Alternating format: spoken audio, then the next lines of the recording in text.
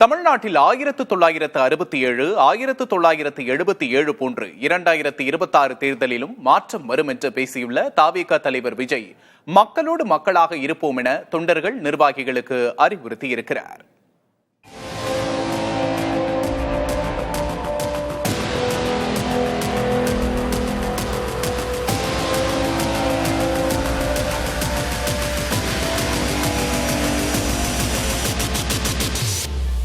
தமிழக வெற்றிக் கழகத்தின் உறுப்பினர் சேர்க்கை செயலியை அறிமுகம் செய்து வைத்த விஜய், வெற்றி பேரணியில் தமிழ்நாடு என்ற பரப்புரை இயக்கத்தையும் தொடங்கி வைத்தார்.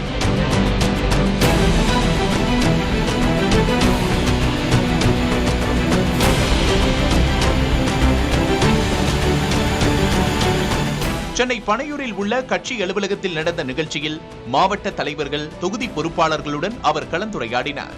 நிகழ்ச்சியில் பேசிய விஜய், தொடர்ந்து வெற்றி பெற்றவர்களின் அதிகார பலத்தை உடைத்து 1967, 1977 தேர்தல்களில் புதியவர்கள் ஆட்சிக்கு வந்தார்கள்.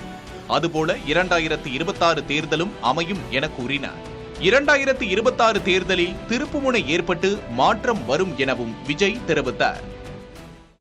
நம்ம தமிழக அரசியலில் நடந்த 2 மிகப்பெரிய தேர்தல்கள், நான் சொல்கிறது 1967 and 1977, அது மாதிரி 2026 அமைய போகுது. 2 மாபெரும் தேர்தல்களில் ஆல்ரெடி தொடர்ந்து வின் பண்ணிட்டு இருந்தவங்களோட அதிகார பலம், அசுர பலம் எல்லாத்தையும் எதிர்த்து நின்று தான் புதுசாக வந்தவங்க ஜெயிச்சிருக்கிறாங்க. மக்களிடம் செல், மக்களிடமிருந்து கற்றுக்கொள், மக்களுடன் வாழ், மக்களுடன் சேர்ந்து திட்டமிடு என்ற அண்ணாவின் வார்த்தைகளை சுட்டிக்காட்டி பேசிய விஜய், வீதிக்கு வீதி, வீட்டுக்கு வீடு என மக்களை சந்தித்தவர்களே வெற்றி பெற்றார்கள் என குறிப்பிட்டார்.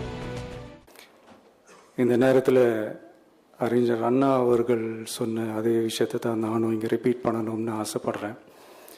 மக்களிடம் செல், மக்களிடம் இருந்து கற்றுக்கொள், மக்களுடன் வாழ், மக்களுடன் சேர்ந்து திட்டமிடு. இதை சரியா செஞ்சாலே போதும். வெற்றி பேரணியில் தமிழ்நாட்டின் கீழ் அனைத்து குடும்பத்தையும் உறுப்பினராக சேர்த்து நம்மால் வெற்றி பெற முடியும் என தவிகவினருக்கு விஜய் நம்பிக்கையூட்டினார். மதுரை மாநாட்டை தொடர்ந்து மக்கள் சந்திப்பு பயணத்தை தொடங்கப் போவதாக விஜய் கூறினார். இதுக்கப்புறம் மதுரை மாநாடு,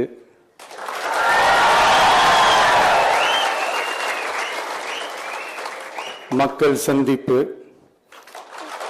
பயணம் அப்படின்ட்டு தொடர்ந்து மக்களோட மக்களாக தான் இருக்க போகிறோம். அதனால இப்பிலிருந்து இதுக்கான வேலையை எல்லாரும் ஸ்டார்ட் பண்ணுங்க. நாம் இருக்கிறோம், நம்ம கூட மக்கள் இருக்கிறாங்க, இதுக்கு மேல என்ன வேணும்? இதனைத் தொடர்ந்து தவிக உறுப்பினர் சேர்க்கையை தொடங்கி வைத்த விஜய் பொதுமக்களுடன் கலந்துரையாடி அவர்களுடன் புகைப்படம் எடுத்துக் கொண்டார். மை டிவிகே செயலியின் மூலம் நவம்பர் மாதத்துக்குள் 2 கோடி உறுப்பினர்களை சேர்க்க திட்டமிடப்பட்டுள்ளது. செயலியின் செயல்பாடுகள், உறுப்பினர் சேர்க்கைக்கான வழிகாட்டுதல் தொண்டர்கள் மற்றும் நிர்வாகிகளுக்கு வழங்கப்பட்டுள்ளன. புதிய தலைமுறைக்காக சந்தானகுமார். வாக்காளர்களிடம் ஓடிபி கேட்காத வகையில் தவிகவின் உறுப்பினர் சேர்க்கை செயலி வடிவமைக்கப்பட்டிருக்கிறது. ஓரணியில் தமிழ்நாடு என்ற திமுக பரப்புரையின் போது உறுப்பினர் சேர்க்கையில் ஆதார் எண், ஓடிபி பெறப்பட்டதாக குற்றச்சாட்டு எழுந்தது. அது தொடர்பான வழக்கை விசாரித்த உயர்நீதிமன்ற கிளை ஓடிபி பெற இடைக்கால தடை விதித்தது. இந்த சூழலில்தான் வெற்றி பேரணியில் தமிழ்நாடு என தவிக தனது பரப்புரையை தொடங்கியுள்ளது. அதில் ஓடிபி கேட்கப்படாத வகையில் உறுப்பினர் சேர்க்கை செயலி வெளியிடப்பட்டுள்ளது. ஆனால் சமூக வலைதளங்களில் தவிக செயலியிலும் ஓடிபி கேட்கப்படுவதாக சில புகைப்படங்கள் வெளியாகின. அதனை மறுத்துள்ள தவிக, கட்சி நிர்வாகிகள் செயலிக்குள் நுழைவதற்காக மட்டுமே ஓடிபி கேட்கப்படும் என்றும் உறுப்பினர்களிடம் ஓடிபி கேட்கப்படாது என்றும் விளக்கம் அளிக்கப்பட்டுள்ளது.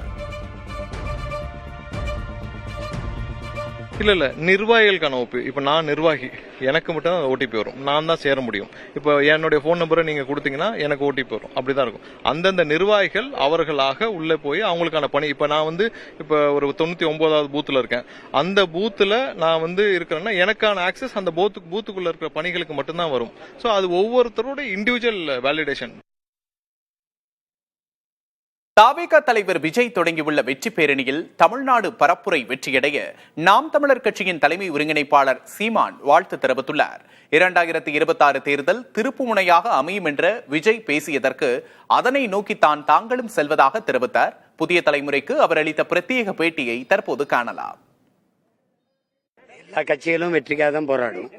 அதெல்லாம் அந்தந்த கட்சிகள் அவங்க வேலை திட்டங்களை தொடங்குறாங்க. இதுல போய் நம்ம தம்பியுடைய வெற்றி அணி இருக்குல்ல, அது வெற்றி பெற நான் வாழ்த்துறேன். எல்லா கட்சியும் அதான் நினைக்குது, நாங்களும் அதை நோக்கி தான் போறோம். 2026 படைப்போம் புதிய அரசியல் வரலாறுன்னு. அது அந்தந்த கட்சிகளின் உரிமை, அந்தந்த கட்சிகள் அவங்க கருத்தை கொண்டு போவாங்க.